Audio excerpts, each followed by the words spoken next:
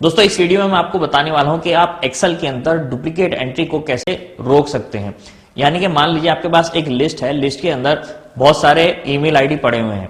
अब आप कोई ईमेल आईडी एंटर करते हैं या ऐसे ले लीजिए कोई मोबाइल नंबर है वो दोबारा आप एंटर करते हैं तो आपको वो दोबारा एंट्री करने ही नहीं देगा, वो वहीं पर स्टॉप कर देगा और वहीं पर आपको एक अलर्ट आएगा कि आप डुप्लीकेट एंट्री कर रहे हैं जो कि अलाउड नहीं है। तो आइए चलते हैं लैपटॉप स्क्रीन पर और मैं आपको बताता हूं कि आप डुप्लीकेट एंट्री को कैसे रोक सकते हैं। देखिए यहाँ पर मैंने आपको समझाने के लिए डेटा लिया है। यहाँ पर सबसे पहले है नेम और यहाँ पर है उनके टोकन नंबर जो मैंने उनको अलाउ किए हैं। और इसके बाद यहाँ पर मुझे नया टोकन नंबर डालना है। तो मैं यहाँ पर अगर पुराना टोकन नंबर रिपीट करता हूँ, जैसे कि 19 में अगर दोबारा लिखता हूँ और एंटर करता हूँ तो ये यहाँ पर मना कर देगा। और मैं नेक्स्ट कोई और नंबर डालता हूँ, नया नंबर, तो ये एक्सेप्ट कर लेगा। देखिए यहाँ पर इसने ले लिया है। और दोबारा मैं 20 डालता हूँ तो मना कर देगा, कोई नया नंबर आपको डालना पड़ेगा। तो इस तरह से हम डुप्लीकेट को प्रिवेंट कर सकते हैं।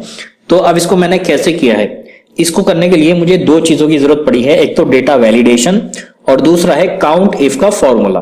तो उसके लिए सबसे पहले मैं आपको काउंट इफ का फॉर्मूला समझाता हूं। ऑलरेडी मैंने समझा दिया है लेकिन इस डेटा के हिसाब से मैं आपको दोबारा समझा देता हूं ताकि आपको क्लियर हो सके। तो यहां पर मैं कुछ नंबर्स लिख लेता हूं, जैसे कि ये लेते हैं 2 2 2 और 3 3 3। ओके, कुछ और ले लेते हैं, ये ले लेते हैं। ओके, अब यहां पर मैं काउंट इफ का फॉर्मूला लगाता हूं, equal to count if bracket start और यहां पर हमें देना है रेंज, यानी कि किस एरिया में आपको सर्च करना है, कॉमा क्राइटेरिया, यानी कि आपका कौन सा सेल है जो कि आपको इस एरिया में ढूंढना है। मैं ये वाला सेल दे देता हूं, ब्रैकेट क्लोज और एंटर। और यहां पर मैं अगर 2 डालता हूं तो ये बता देगा कि 2 जो है वो कितनी बार आया है, वो 3 बार आया है। और 3 अगर मैं डालता हूं तो ये देखिए, तो इसने बता दिया 3 जो है वो 4 बार आया है। और 5 अगर मैं डालता हूं तो इसने बता दिया 5 जो है वो आपका 2 बार रिपीट हुआ है। तो काउंट इफ से हम अपनी रिपीट वैल्यू निकाल सकते हैं। तो देखिए यहां पर सबसे पहले मैं आपको एक चीज और बताता हूं, इसको डबल क्लिक करता हूं तो मैं ये वाला सेल का रेफरेंस ना दे करके इसको मैं ड्रैग कर लेता हूं यहां पर, इसी का यही दे सकते हैं। एंटर करेंगे और इसको मैं डिलीट कर देता हूं। तो अब क्या होगा, ये सर्च करेगा ये पहला वाला सेल और इस सब के अंदर सर्च करेगा। ओके, तो इसने सर्च किया है 2 जो लिखा हुआ है वो कितनी बार लिखा हुआ है, तो इसने मुझे यहां पर बता दिया है कि 2 जो है वो 3 बार लिखा हुआ है। बस पहले सेल पे इसने अप्लाई कर दिया। तो काउंट इफ मैंने आपको क्लियर कर दिया है। तो अब देखिए ये चीज हम यहां पर अप्लाई करेंगे। तो सबसे पहले हम अपने डेटा को सिलेक्ट करेंगे, डेटा में जाएंगे, डेटा वैलिडेशन, और यहां पर हम जाएंगे कस्टम के अंदर, सबसे नीचे कस्टम दिया गया है। इसमें हम क्या कर सकते हैं, अपने फॉर्मूले टाइप कर सकते हैं, जो भी आप टाइप करना चाहते हैं वो यहां पर आप टाइप कर सकते हैं। तो यहां पर हम काउंट इफ का फॉर्मूला लगाएंगे, equal to count if bracket start. अब इसको हमें एरिया देना है। देखिए सबसे पहले मैंने इसको सिलेक्ट कर रखा है, तब हम इसको ऊपर अप्लाई कर रहे हैं। तो यहां पर ब्रैकेट स्टार्ट होने के बाद हमें क्या करना है, अपना एरिया सिलेक्ट करना है जिसके अंदर हमें वैल्यू ढूंढनी है। तो इसके अंदर मुझे वैल्यू ढूंढनी है, कॉमा लगाएंगे। इसके बाद हम बताएंगे कि क्या वैल्यू ढूंढनी है, मुझे ये वाला सेल जो इसके अंदर लिखा हुआ है वो ढूंढना है। उसके बाद कर देंगे हम ब्रैकेट क्लोज। देखिए काउंट इफ का इतना तो आपको क्लियर कर दिया जो कि मैंने यहाँ पर आपको बताया है। और अब हमें क्या करना है, हमारा जो ये एरिया हमने दिया है इसको हमें सेलेक्ट करना है और इसको डॉलर लगा के लॉक कर देना है। F4 का बटन हम दबाएंगे तो ये डॉलर लग जाएंगे दोनों के अंदर। ये हमें लॉक करना जरूरी है, अदरवाइज ये फॉर्मूला वर्क नहीं करेगा। और इसके बाद हम इक्वल टू करेंगे, इक्वल टू 1 देंगे।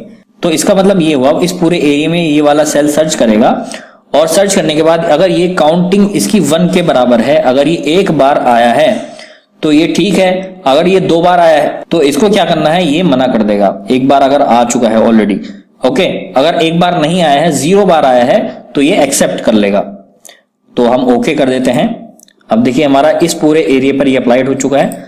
और यहां पर मैं कोई पुरानी वैल्यू डालता हूं, 20 डालता हूं, एंटर, तो इसने मना कर दिया है।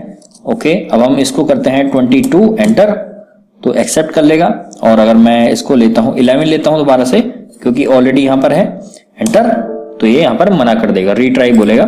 तो इस तरह से ये प्रिवेंट कर देता है। एक बार मैं आपको और बता देता हूं, मान लीजिए हम इस पर अप्लाई करते हैं, यहां पर इस एरिया पर मैं इसको बॉर्डर देता हूं ताकि प्रॉपरली समझ में आ जाए।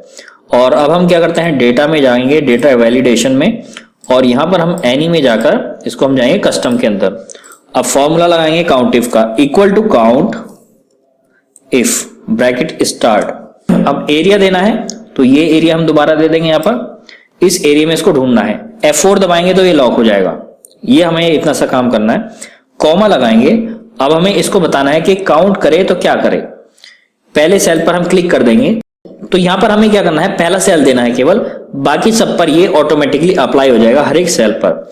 ओके, ब्रैकेट क्लोज और इक्वल टू, अब हमें देना है कि ये चीज कितनी बार आनी चाहिए। अगर ये एक बार आती है तो हमें बता दे। अच्छा, यहां पर हम 2 भी दे सकते हैं। 2 का मतलब ये होगा कि इतने एरिया के अंदर कोई सी वैल्यू 2 बार आ सकती है।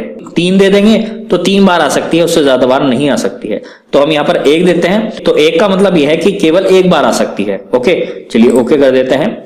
तो यहाँ पर मैं देता हूं 1 2 3, फिर 1 देते हैं, नहीं लेगा। 2 देते हैं, नहीं लेगा। 3 देते हैं, नहीं लेगा। 4 देते हैं तो 4 एक्सेप्ट कर लेगा। ओके, तो अगर मैं देखिए उसको चेंज करता हूं, वहां पर मैं 2 दे देता हूं। फॉर एग्जांपल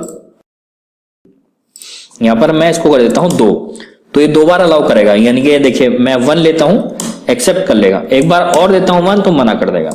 मैं यहां पर 2 देता हूं तो एक्सेप्ट कर लेगा। इसने 2 बार इसको ले लिया है कि 2 बार आ सकता है, तीसरी बार नहीं आ सकता है। मैं यहां पर इसको 2 करता हूं, नहीं लेगा। और यहां पर मैं 4 देता हूं तो ले लेगा, क्योंकि 2 बार अलाउड है। तो दोस्तों इस वीडियो में मैंने आपको बताया कि आप डुप्लीकेट एंट्री को कैसे रोक सकते हैं डेटा वैलिडेशन की हेल्प से। उम्मीद है आपके समझ में आ गया होगा। और अब हम चलते हैं अपने अगले चैप्टर पर।